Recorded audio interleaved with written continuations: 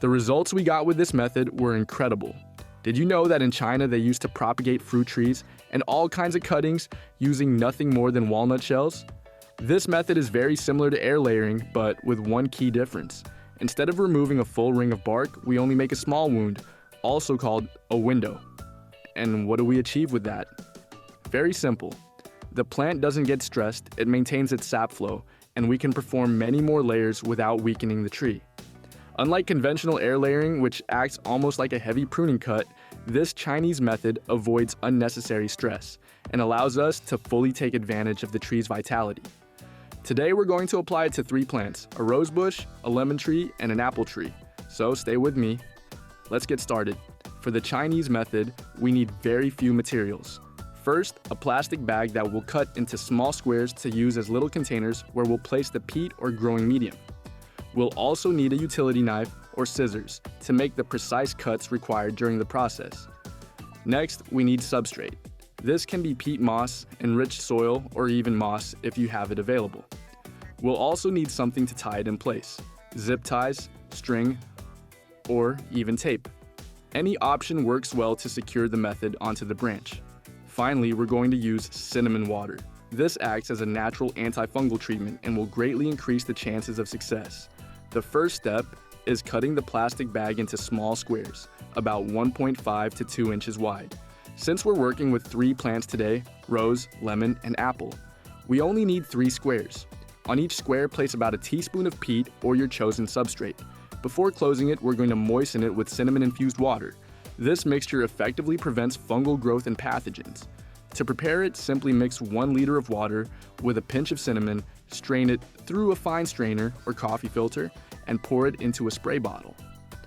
Spray the substrate thoroughly until it's evenly moist. This significantly increases the success rate. Now we close the square with a tie, forming a small ball, like a modern version of the old walnut shells. Now let's move to the branch. Using the utility knife, we're going to create a window-style wound. Here's something important: it's not enough to remove just the bark. We must remove both the bark and the cambium layer, which is the thin layer just beneath it. By removing both bark and cambium, we expose the inner tissue of the branch. From that exposed tissue, a callus will form, and that's where the new roots will emerge. That's why reaching this layer is crucial. If the cambium is not removed, the plant will simply heal the wound instead of producing roots. Now take the plastic ball and make a small slit in the front so it can open. Place that opening directly over the wound, making sure the substrate completely covers the exposed area. Then secure it firmly around the branch with your tie. This method can be applied to almost any plant you want to propagate. However, if you want to maximize your results, there are 2 key moments to do it. First, during the waning moon phase, when the plant naturally moves more sap downward. Second, in late summer or early spring, when environmental conditions are most favorable and rooting success rates increase dramatically. If you combine the Chinese method with these optimal timing conditions, your chances of success increase significantly. Now comes the interesting part, seeing whether it worked. By the 3rd week, roots were already visible inside the plastic. By the 4th week, the results were spectacular. This Chinese method is truly remarkable.